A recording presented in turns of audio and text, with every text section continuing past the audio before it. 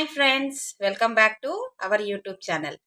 ఈరోజు రెసిపీ వచ్చేసి cauliflower curry. నేను ఈరోజు పెరిగేసి ఎలా ప్రిపేర్ చేశానో నేను మీకు చూపిస్తాను.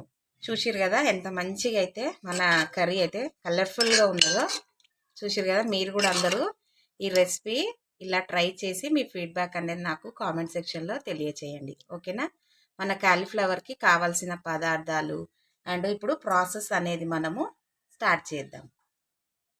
కాలీఫ్లవర్కి కావాల్సిన పదార్థాలు వచ్చేసి కాలీఫ్లవర్ నేను వేడి నీళ్ళల్లో వేసి ఇప్పుడు చల్లనీళ్ళలో వేసి రెడీగా పెట్టుకున్నాను. ఆనియన్స్ 2 ఆనియన్స్, టమాటా బదులు మనము పెరుగు అనేది యూజ్ చేస్తాం ఈ కర్రీలో. ఓకేనా?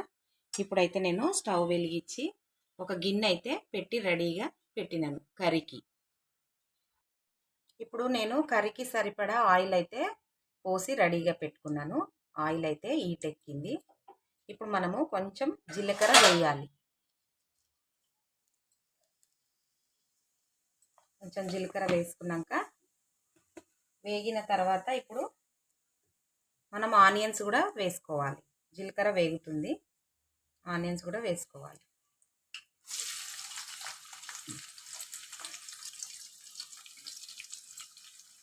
ఆనియన్స్ మంచిగా ఇట్లా ఫ్రై అవ్వాలి. ఇప్పుడు మనకి ఆనియన్స్ ఈ విధంగా ఫ్రై అయితే చాలు. చూసారు కదా, ఆనియన్స్ మరీ మాడకుండా ఇట్లా వేగితే చాలు. ఇప్పుడు మనము కాలీఫ్లవర్ అనేది యాడ్ చేసుకుందాం. కాలీఫ్లవర్ అయితే ఇప్పుడు మనము యాడ్ చేసుకోవాలి. ఇప్పుడు కాలీఫ్లవర్ మనము యాడ్ చేసినాం కదా, ఇప్పుడు ఒకసారి మళ్ళీ మనము మంచిగా కలుపుకోవాలి.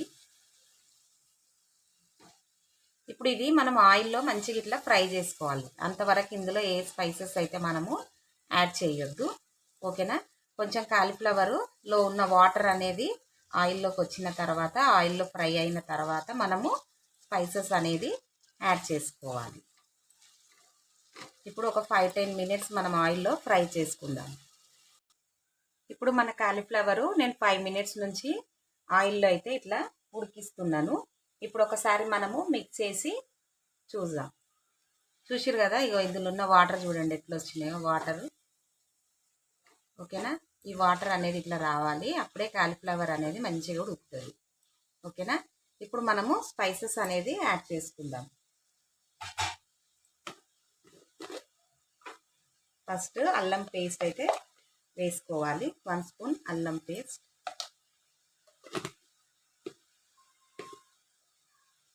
సాల్ట్ అయితే మీ కర్రీకి తగ్గట్టుగా వేసుకోండి.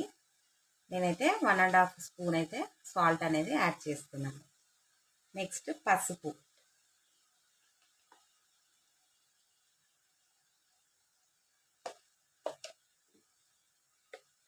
కారం కూడా మీ టేస్ట్కి తగ్గట్టుగా యాడ్ చేసుకోండి. నేనైతే 1.5 స్పూన్ వేస్తున్నాను. నెక్స్ట్ ధనియాల పొడి. ధనియాల పొడి కూడా కొంచెం ఎక్కువ వేసుకోండి, బాగుంటుంది టేస్ట్. నేనైతే 3 స్పూన్స్ యాడ్ చేస్తున్నాను ధనియాల పొడి. ఇప్పుడు ఇవన్నీ యాడ్ చేసినాం కదా, మళ్ళీ ఒకసారి మనము మిక్స్ చేసి మంచిగా ఆయిల్లో మళ్ళీ ఒక 5-10 మినిట్స్ మనం మళ్ళీ ఫ్రై చేసుకోవాలి. ఎందుకంటే ఇప్పుడు ఈ స్పైసెస్ వేసినాం కదా, ఇందులో ఉన్న వాటర్ అనేది ఇంకా కొంచెము వస్తుంది. సో మంచిగా మనకు ఆ వాటర్ పోయేదాకా మనం ఆయిల్లో ఫ్రై అయితే చేసుకోవాలి. ఓకేనా? ఇప్పుడు ఇట్లా కలిపినాం కదా, ఒక 5-10 మినిట్స్ తర్వాత మళ్ళీ మనము ఒకసారి మిక్స్ చేసుకోవాలి. ఇప్పుడు మనం స్పైసెస్ అన్నీ వేసిన తర్వాత ఇట్లా ఆయిల్లో అయితే ఇట్లా ఫ్రై అయితే అయ్యింది మన కాలీఫ్లవర్. ఓకేనా?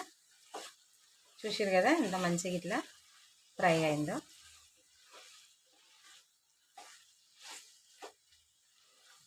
చూడండి ఎంత మంచిగా ఆయిల్లో ఫ్రై అయిందో. ఇప్పుడు మన కాలీఫ్లవర్ అయితే మంచిగా ఫ్రై అవుతుంది కదా, ఇప్పుడు మనము పెరుగు అనేది యాడ్ చేసుకోవాలి. ఇప్పుడే పెరుగు యాడ్ చేసుకోవాలి. మనము టమాటా బదులు పెరుగు అయితే వేసి కర్రీ అయితే ప్రిపేర్ చేసుకుంటున్నాం. మనకు కొంచెం గ్రేవీ కూడా కావాలి కదా, సో అందుకని చెప్పేసి కొంచెం పెరుగు అయితే నేను ఎక్కువే యాడ్ చేశాను. ఇప్పుడు పెరుగు వేసినాం కదా, మళ్ళీ మనం ఒకసారి మంచిగా ఇట్లా మిక్స్ చేసుకోవాలి. పెరిగేసినాం కదా, ఇప్పుడు మనం కొంచెం వాటర్ కూడా యాడ్ చేసుకోవాలి ఇప్పుడే. ఎందుకు అని అంటే కొంచెము మనకి కాలీఫ్లవర్ ఉడకాలి కదా, సో అందుకని చెప్పేసి నేనైతే కొంచెం వాటర్ కూడా యాడ్ చేస్తున్నాను. ఓకేనా, కొంచెం వాటర్ అయితే యాడ్ చేద్దాం.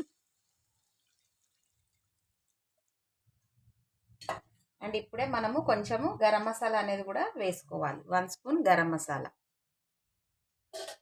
అండ్ కొత్తిమీర కూడా ఇప్పుడే వేసుకోవాలి. ఎందుకంటే మన కర్రీ కంప్లీట్ అవుతుంది కదా ఉడకడానికి, సో అందుకని చెప్పేసి ఇప్పుడు మనము ఒక 10 మినిట్స్ మంచిగా కర్రీ అనేది కంప్లీట్గా ఉడికించుకోవాలి. ఇప్పుడు మన కాలీఫ్లవర్ అయితే 10 మినిట్స్ నుంచి మంచిగా ఇట్లా నేను ఉడికిస్తున్నాను.